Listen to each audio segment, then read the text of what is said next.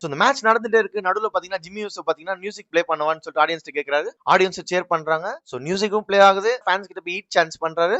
So சடனா பாத்தீங்கன்னா பிராக் லென்சர் music hit ஆகுது. வேற லெவல் மூவ்மெண்ட்ங்க அது. சோ பிராக் லென்சரும் பாத்தீங்கன்னா பார்லிமெண்ட் கூட வராரு. வந்தோன்னு பாத்தீங்கன்னா எல்லாருக்கும் சூப்ளெக்ஸ் சிட்டி தான். ஜே யூசோக்கு, சிஎம் பங்குக்கு, கோடி ரோட்ஸ்க்கு யாருக்குமே பாவமே பார்க்கல. எல்லாருக்கும் சூப்ளெக்ஸ் சிட்டி தான். சோ சூப்ளெக்ஸ் சிட்டியோட நிப்பாட்டு வரன்னு பார்த்தா உடனே எல்லாருக்கும் மறுபடியும் எஃப்ஐ போடுறாரு. எஃப்ஐ போட்டு மனுஷன் பங்கமா மாசா நிக்கிறாருங்க.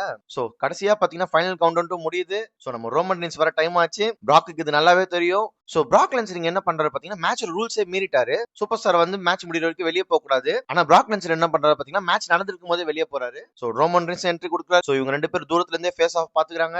சோ அதெல்லாம் பார்க்க பயங்கரமா இருந்ததுங்க. சோ ஃபேஸ் ஆஃப் பண்ணிட்டு அப்படியே ரோமன் ரீன்ஸ் பாத்தீங்கன்னா 3 சூப்பர்மேன் பஞ்ச் கொடுக்குறாரு பிராக் லென்சருக்கு. சோ அப்படியே இவங்க 2 பேர் பாத்தீங்கன்னா அனௌன்ஸ் டேபிள் கிட்ட போறாங்க. சோ அங்க போய் பாத்தீங்கன்னா மறுபடியும் ரோமன் ரீன்ஸ் ஒரு சூப்பர்மேன் பஞ்ச் கொடுக்கலான்னு போறாரு. கரெக்டா பிராக் லென்சர் வந்து டேக்கிள் பண்ணி எஃப்ஐ போட்டுறாருங்க அனௌன்ஸ் டேபிள்லயே.